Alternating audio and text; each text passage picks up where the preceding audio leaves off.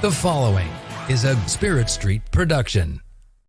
All right, so BYU came into the conference last year, didn't have quite as successful of a season football-wise as what they actually wanted to, but I believe that this is going to be a change this year. Getting a little bit familiar, getting it back into a conference. I think they're more familiar on the surrounding and what's going on. Today, we're going to have Mitch Harper talking about BYU. Today, this is the Big 12 Insiders, people. Welcome to the Big 12 Insiders, your Big 12 sports show, presented by Synergy Financial Partners. Now let's go to booming North Texas, home of Studio 73. Here's your host, Brien Hanley. All right, welcome everybody to Big 12 Insiders. This is Brien Hanley. Today we've got Mitch Harper, who covers BYU for 24/7 Sports. Mitch, first things first, how are you doing? Doing great. It's a lot of fun to be covering a Big 12 program after so many years of covering independence and to get into the heart of Big 12 and kind of getting settled into this. It's a lot of fun. Excited to be on with you today, Brien. Thank you. We appreciate you making the time for us. Let's just start there. How is the fan base as far as BYU? How are they taking? I know they've been in the conference for almost a year now. How are they taking being back in a conference? They love it. This has been the dream of BYU football fans for so many decades. I mean, you can go back to when they won, a national title in the mid 80s. And there was a feeling then that they should have been a Pac-10 team back then. And, it was Arizona and Arizona State that got those invites. So This is a program with a lot of history, a lot of passion, but they do things in very different ways, being a faith-based institution. But BYU fans, they love their team through thick and thin, and they'll always support them. And there's high expectations, though, so it's a program with a high bar and historic following. But they've been loving being in the Big 12 because this is what they've been dreaming of for so many years. Absolutely. That's the one thing about it is, when you're not in a conference and you want to be in one and they get into it, I got to feel like the fans, I don't think they're really disappointed, Mitch. I know they wanted to have a better record than what they had last year, but just getting back in, getting their feet wet and all that, as far as getting the feel of the conference effect, I got to think they're happy with that. Having said that, I'm going to guess that this year they're going to want to see them turn the corner a little bit. No question. And the thing is, too, is BYU fans have always kind of followed the Big 12 from afar a little bit. I mean, you got to understand, like, this is a fan base that would hop into some of those phone teleconference back in the day when there was conference realignment talk, and they would listen in to say, are they going to mention BYU? So there's always been this following a little bit of the Big 12 by BYU fans. And once they actually got that invite, it was such a big deal. But then that first debut season, play Cincinnati, and then the third string quarterback at Texas Tech. That's really the only wins you got, and it wasn't pretty, to the point where you could maybe say it hurt a little bit of the BYU brand at times last season with some of the losses that they took. But last year, how it ended, by being competitive against two top 25 teams, it gave you a little bit of a glimmer of hope that this team won't give up on Kalani Sitake, and that culture they always talk about is something that there's something there with that. But now they got to build on it and see if they can actually get back to respectability and establish their identity in this league. Absolutely. So let's take a deeper dive into that. The end of the year, being competitive, like you mentioned, obviously has some springboards into spring practice and all that stuff. First question I want to ask, for people that may or may not be familiar with BYU, is it a school that likes to dive into the transfer portal head first? Do they kind of put their toe in? Are they involved at all? Kind of explain to people that may not be familiar with BYU on how they treat this crazy transfer portal thing. Going forward, I would expect it's going to be a lot more selective, and you've seen a little bit of the signs of that this year. Only 9 scholarship players in this cycle in 2024 have entered the portal for BYU. Now, last year when they were getting ready for the Big 12, it wasn't quite Colorado Coach Prime reboot the roster, but there was up to like 40 guys that were new on last year's roster. BYU added about 34 players from the portal, and I think that was in an effort to feel like they get more competitive personnel to get ready for the Big 12. Going forward, though, I don't expect more. I don't expect to see BYU in the double digits with transfers. I think that they want to develop, because one thing about BYU is that they do get guys still that dream of being at BYU, and that's kind of unique in some ways in the Big 12, where sometimes I think this league often gets overlooked in the national media, where people think, oh, it's just going to be a feeder to the bigger two conferences, which there's great football in this league.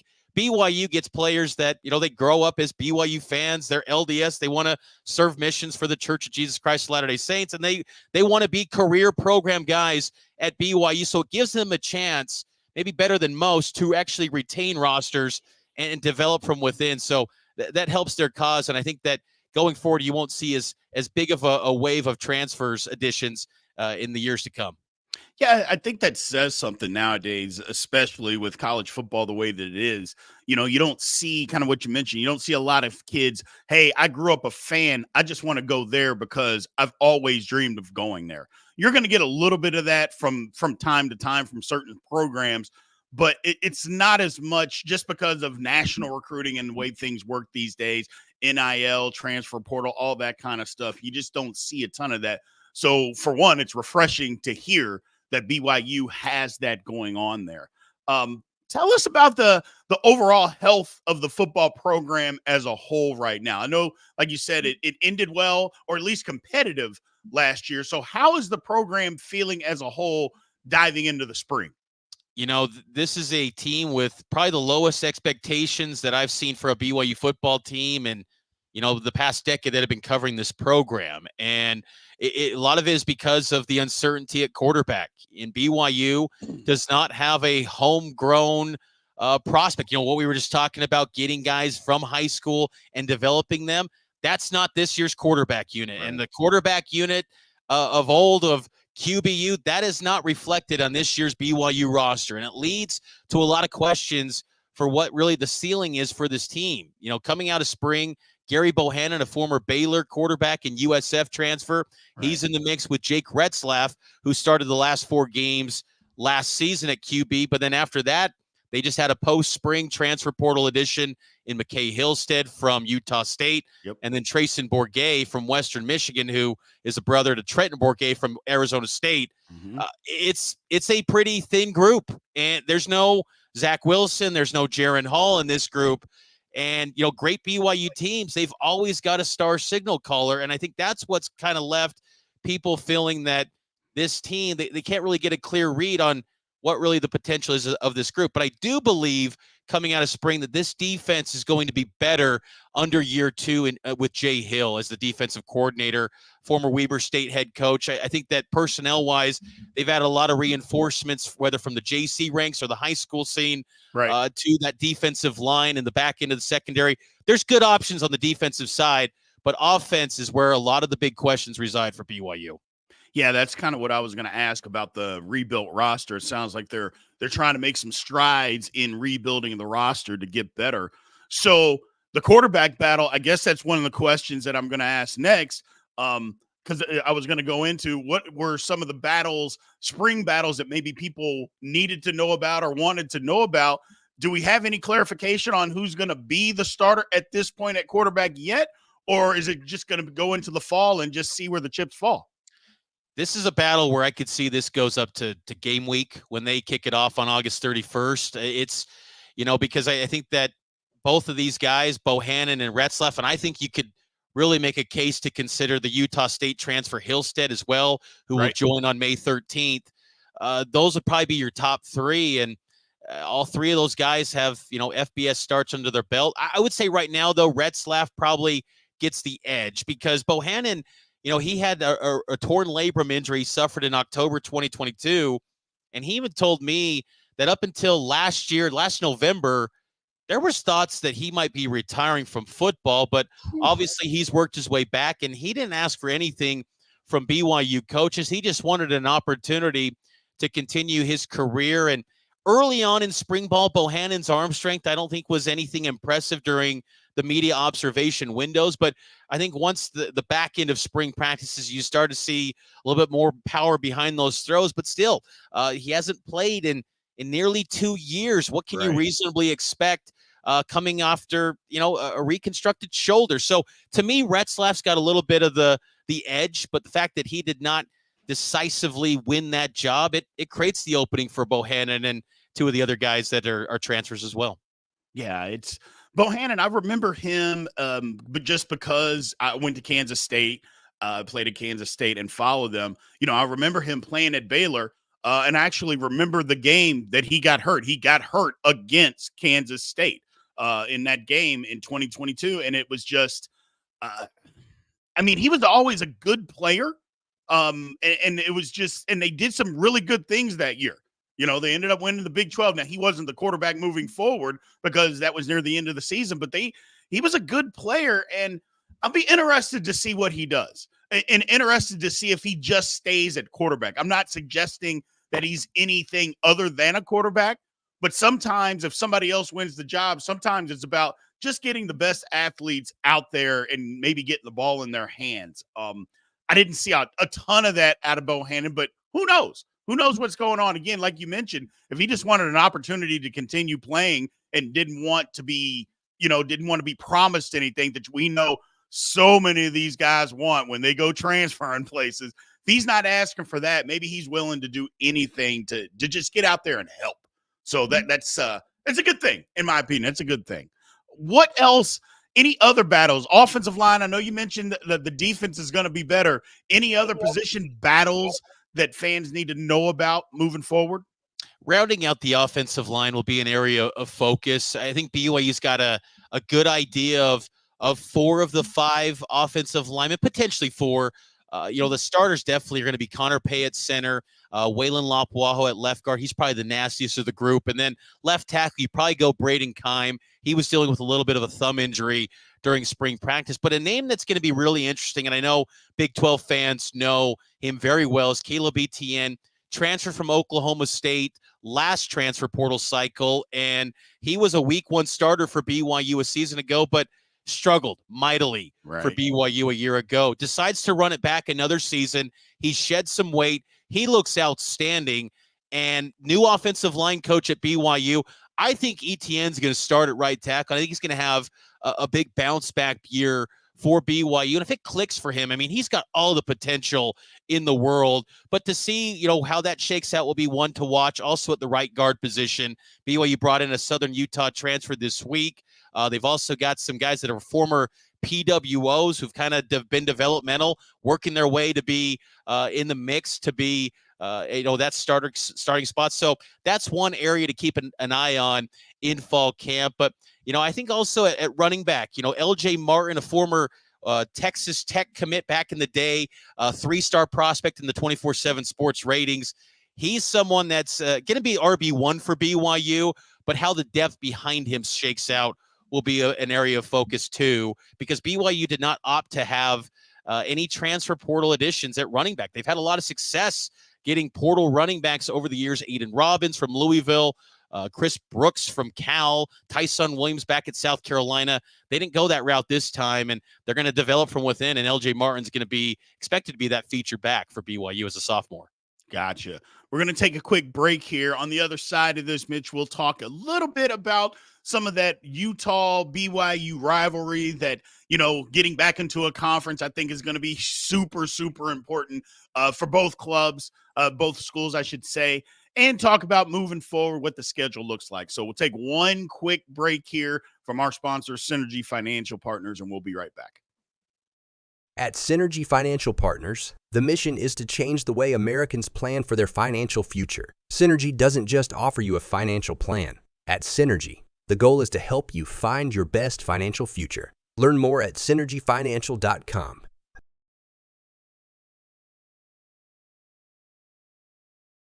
Welcome back to the show. Let's head back to the studio.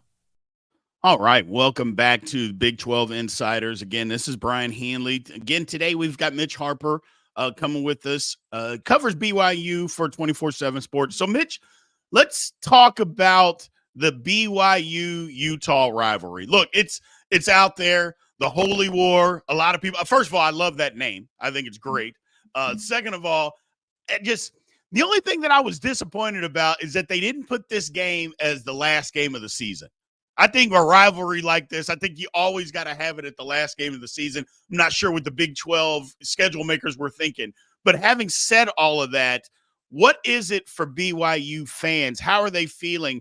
Not that the rivalry ever went away, but being in a conference with Utah, how are they feeling about that as of now?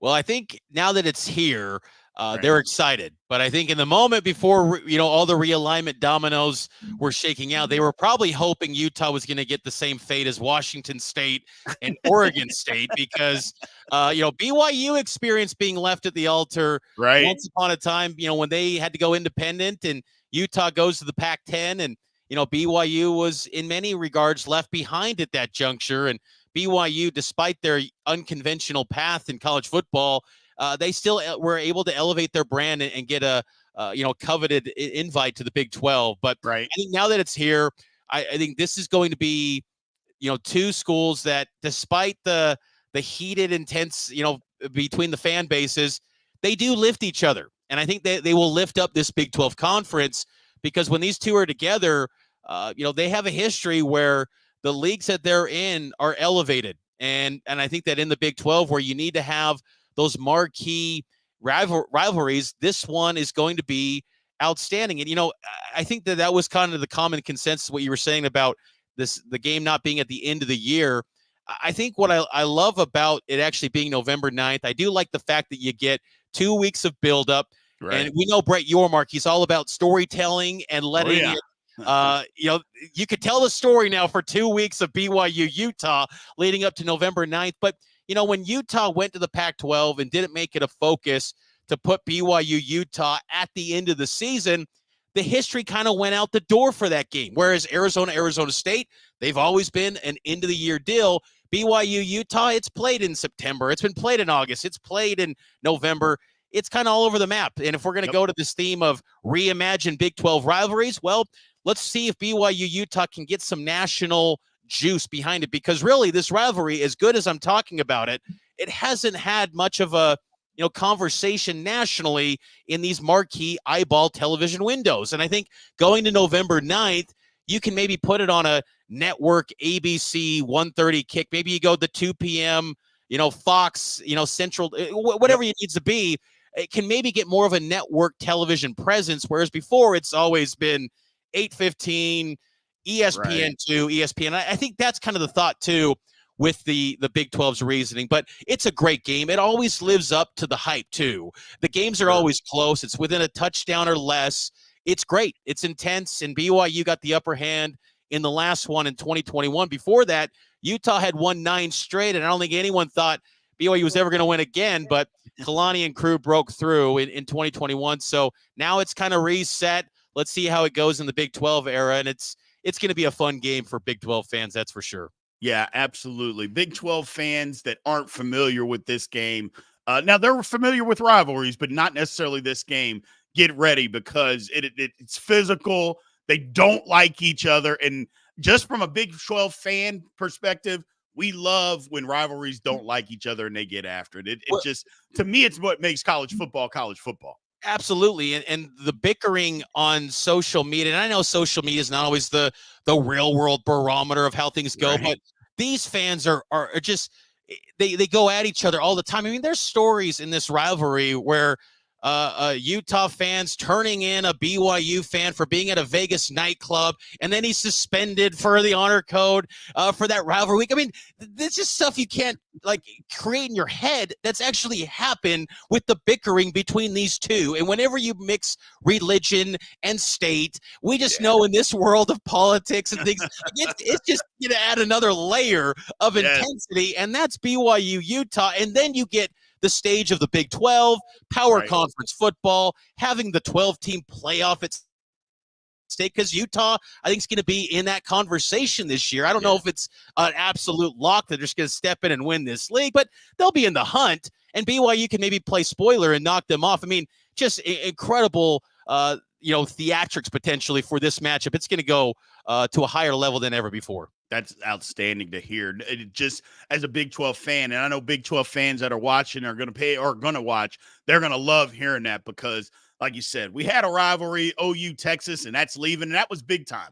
We need another one. I'm not saying it's going to take its place. We just need another one in there because, like I mentioned, college football rivalries, even more than basketball rivals, just football rivalries, there's just something to that. So I'm excited to see, BYU go at Utah and vice versa. Just like to see them mix it up and add even more spice to the Big 12. Having said that, a couple more questions before I get you out of here, Mitch. Any transfers that are coming in that they're looking at to try to add to the roster now? It seems like this spring transfer I guess evaluation time, or period, whatever you want to call it. It seems like it's just gone absolutely bonkers. Seems like almost just as many people came out now during the spring. A lot of times these are guys that are leaving in the middle of spring practice of where they're at, which to me is crazy, but it is what it is. Having said that, is BYU still looking to add? I know you said they're going to be selective, but are they still looking to add any pieces moving forward? They are, and to your point about how crazy it is, I mean, they lost a defensive tackle, and Danny Saili, who was once a Texas Tech commit, even before that an Oklahoma commit. Right. He was enrolled for a semester at BYU this past spring. Now he's flipped to Arkansas. It is crazy. They've extended some offers to some additional offensive linemen. They need to expand the depth there. But honestly, projecting the scholarship count, they're around 84 already. So the numbers are pretty tight. So I would expect much more additions for BYU on that front. But if they do add another guy or two and kind of readjust some of the roster or scholarship distribution, offensive line's the spot where I'd be targeting. Yeah, that's the whole thing. You can never have enough good offense or defensive linemen, but especially to be effective in college football these days, you got to have an offensive line. It's just no question. Mitch, taking a look at this, like I said, before I get you out here, I'm looking at the schedule, and we can all be, procrastinating, or we can all just be experts in trying to figure out exactly what's what and who's going to win and all this and give our best opinions on who's going to win and what their record's going to be. But I'm looking at BYU's schedule. And for what I see, look, I think that game at SMU will be a little tougher than what people actually think, because I think BYU is okay. Or not BYU, but SMU. I believe SMU is a pretty good football team. Having said that, and the game at Wyoming will be tough as well. I'm looking at it. The schedule's a little tough. It's a little tough. You got Kansas State coming in. Baylor, I don't know. That's one that I'm thinking, by this time, Baylor's either going to be all the way in or all the way out. It's one of those games to where you don't know, because the coaching situation there is very, very dicey. Arizona. Everybody's saying Arizona is going to be good again. I'm still in the wait and see category when it comes to that. Oklahoma State's pretty good. Utah and Kansas is good. So the schedule, kind of is what it is. At the end, it gets maybe a little light per se. But what are fans thinking about this schedule moving forward and how they think they can not necessarily manipulate it, but decipher through this schedule to try to get to a bowl game? They feel this is a tough schedule once again. Yeah. And I think that, come July, when we're down in Vegas for Big 12 Media Days, I bet, the top 4 teams, if I had to project, are probably on BYU's schedule with, Kansas State, Kansas, Oklahoma State, Utah. That's probably your top 4 in the media. Yep. They're on BYU's schedule. So there was no breaks for BYU despite, a 5-7 record a season ago.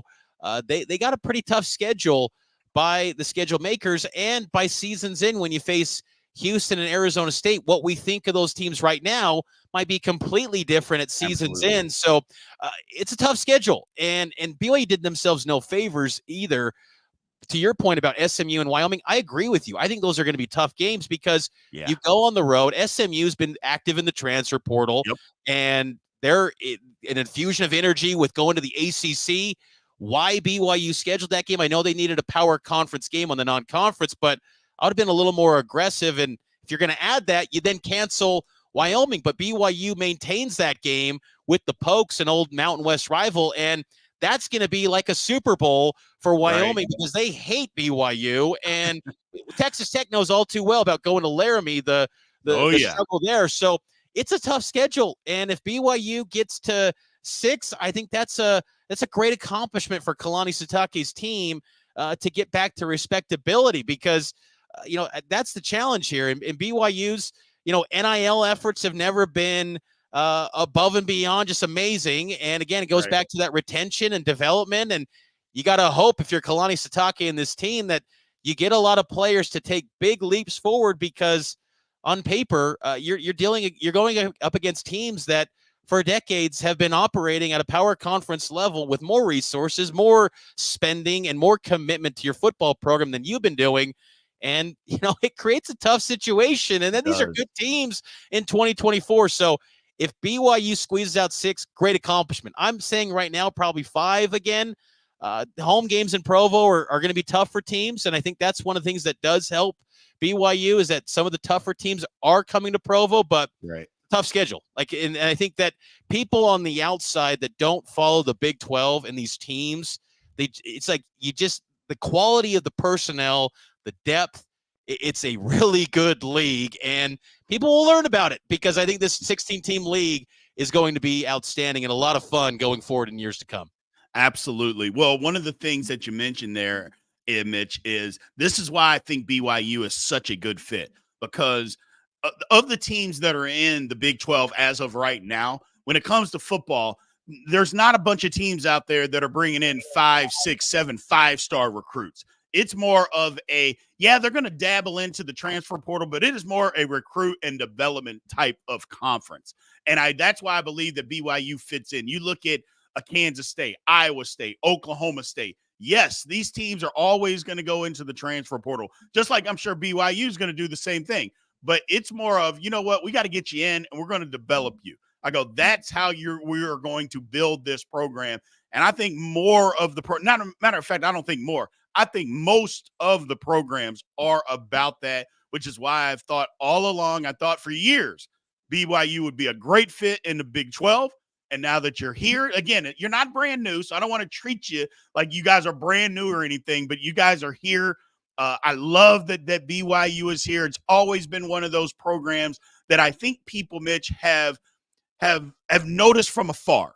And now that they're in and they're more involved in the big-time college athletics, but more importantly, college football, I think it's good for college football. I really do. I just think BYU has a lot to offer that maybe most of the country doesn't know about. I agree. And, BYU's got a great history, and I think they got a proud fan base and winning tradition. I mean, you go back over the last 50 years, 8th in wins the past 50 years in college football. BYU's up there. I mean, this is consistently about an 8-win program. It's just having those major breakthroughs, and I think that's going to be the challenge. And for BYU, they've always wanted access and a path to playing for, potentially a national title. And I think that now to have that 12-team playoff in its current form with the 5+7, it's just, man, you win this league. And I know BYU's probably not in the mix this year to win it, but to have that direct path, it is quite the incentive. And to see, what type of steps forward they take to really commit to BYU, to this football program, because despite their winning, I think there's still a room for growth in the commitment financially, because you see across this league, even like UCF, the fundraising efforts to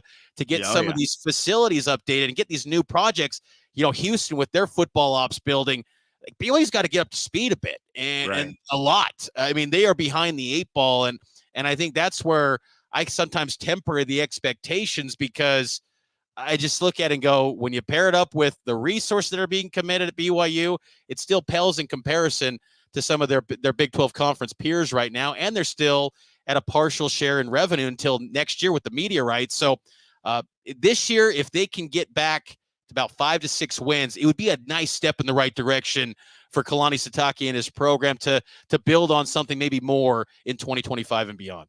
Absolutely. Well, Mitch, number one, thank you for giving us your time today. I know you don't have to do that, so we appreciate you coming on and helping us grow this channel here. We just started it a few months back, so we will have you on even more. You mentioned Vegas, Big 12 Media Day. I will be out there to make sure that I come out and meet you and shake your hand, number one, and thank you. We will have you back on as many times as you want to come on, Mitch. Absolutely. Happy to do it, Brien, and looking forward to it, and I'll see you in Vegas. All right. Well, we'll take one final break here, everybody. to end the show. Again, a word from our sponsors, Synergy Financial Partners, and we'll be right back. At Synergy Financial Partners, the vision is to build the world's largest consumer financial education and empowerment company. Synergy doesn't just offer you a financial plan. At Synergy, the goal is to help you find your best financial future. Learn more at synergyfinancial.com. Welcome back to the show. Let's head back to the studio. All right, everybody. Look, BYU has got some tradition. I think it's something that a lot of the country doesn't really understand, and them getting into the Big 12 is a big deal. And again, I don't want to act like they're brand new to the conference. They're not. But they didn't have the kind of year that I think BYU fans are accustomed to. And that's to be expected. They've been independent. They haven't been in Power 5 football, although they've played and kind of what Mitch has mentioned, they have that history and of success in winning football. It's a little different when you get into Big 12 football and big time football. But I think BYU is going to bounce back. It may not be as big as what we think this year the leap will be, but I think you'll see the difference in their team, understanding the physicality that it's going to take to compete on a week-in basis. I think BYU understands that now, and I think they'll be more equipped. Going into the future, BYU is an outstanding partner for the Big 12. I kind of covered all of that earlier, but yes, just having the fan base that they do, having the support, having the history, and just everything that BYU brings to the table, absolutely something that the Big 12 and BYU both are going to benefit from. So we appreciate everybody. Thank you guys for showing up. We will be back tomorrow. You guys have a good one. This has been a Spirit Street production. Please support this show by subscribing to this YouTube channel or follow us on your favorite podcast platform.